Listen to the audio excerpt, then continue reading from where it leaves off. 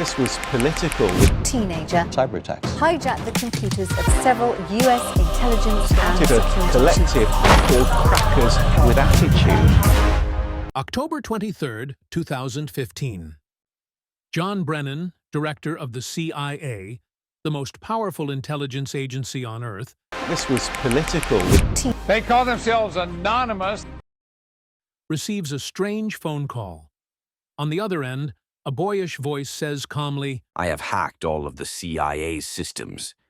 At first, Brennan thinks it's a prank, but it's not. That single call exposes a massive security breach inside the world's top spy network and leads investigators to two teenagers who humiliated an entire superpower. Within minutes of that call, chaos erupts in Washington. The CIA realizes its internal data has been compromised. Personal files, classified emails, contact numbers, even government orders. For an agency where even coffee cups inside headquarters have no names to hide agent identities. This was the ultimate embarrassment. When the caller is later asked why he did it, he replies, "Stop the attacks on Palestine. Let the world live in peace." That voice belonged to a 15-year-old British boy named Kane Gamble. From his small bedroom in Leicester, England, Kane, known online as Cracka, led a group called Crackas With Attitude. He wasn't motivated by money. He wanted revenge for what he saw as U.S. injustices in the Middle East. But while Kane was plotting in the UK, across the Atlantic, another young man was already making a name for himself in hacking circles. His name was Justin Gray Liverman, known online as Default. In Virginia, USA, Justin was a video game enthusiast. He began modifying games like Counter-Strike, rewriting code to win easily. That curiosity turned into obsession. Inspired by the hacktivist group Anonymous, he joined an underground network called Unknown Sec, where he learned how to use botnets, armies of infected computers, to take over systems across the world. One day, Default noticed that one infected computer in his botnet belonged to a Canadian medical college. He accessed its financial database, found $9 million in unpaid fees, and deleted all the records, just to prove he could. Soon after, when Denmark passed a disturbing law allowing animal abuse, Default retaliated by hacking Denmark's official government website and writing in bold letters, "Did you know your government allows animal abuse?" The law was repealed within a year. Default's attack had worked.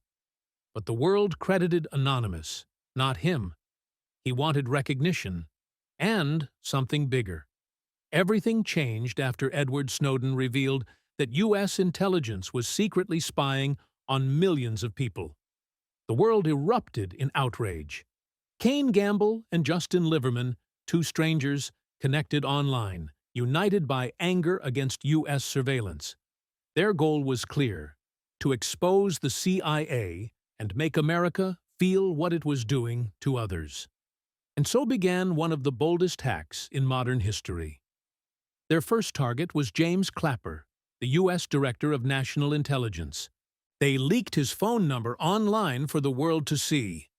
Next, they went after the big one, CIA Director John Brennan. Kane posed as a Verizon employee, calling customer support and claiming there was a technical issue with Brennan's account.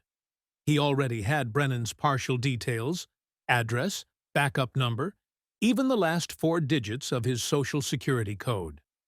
With this information, the Verizon team unknowingly verified him. Then, using that data, Kane called AOL and reset Brennan's private email password.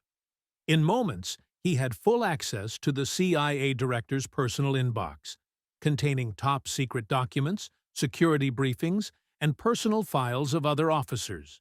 This is true, and it's true that you guys have actually broken into his private email account. How difficult would you say it is? You mean out of 10? Sure, out of 10. 1. 1. There's a lot of, I guess, private information, really. He's pretty stupid, really. He's supposed to be so high in the government should be a bit more clever. Can you give us any indication of your background? I mean, how old you are? Are you in the United States? I mean, anything you can tell me about yourself? Yeah, I'm below the age of 20 years old. I smoke pot, and I live in America. And you smoke pot? All day, every day. He even changed Brennan's TV settings remotely to display the message, "I own you." By the time Brennan realized what had happened, it was too late. The hackers released the stolen data online, exposing names, IDs, and security details of thousands of agents. Then, they published personal information of 9,000 Department of Justice and 20,000 FBI employees. The CIA's reputation took a massive hit. A 15-year-old had brought America's top intelligence agency to its knees, but victory was short-lived. Across the ocean, U.S. agents were closing in. Justin Liverman made a critical mistake. While drunk, he bragged to a friend that he was behind the CIA hack. Slip up for the first time ever. Being f***ing arrogant and cocky. It comes on the news, CIA Director hack, blah, blah, blah, all this stuff. And I'm like, yeah, that was us, blah, blah. I was like drunk, talking, and just totally like gave myself away. That friend tipped off the authorities. Within days, the FBI raided his home in North Carolina. Under interrogation, Liverman's chats led them straight to Kane Gamble. In the UK, British police stormed his house in Leicester and arrested him. Thought what I was doing was right in terms of political justice, but 2 years later, I realized I was completely wrong. In 2018, a British court sentenced Kane Gamble to 2 years in youth detention. Justin Gray Liverman, being older, received 5 years in U.S. federal prison. Today, both have completed their sentences. Ironically, they now work in cybersecurity, helping others defend against the kind of attacks they once led.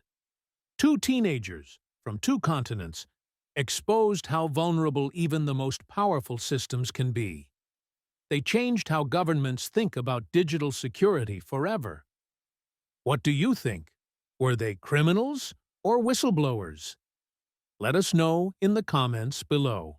At the time, I really didn't care. I just that was towards the end of the run. It was just like, all bets are off. You know, I'd gone all the way down the rabbit hole.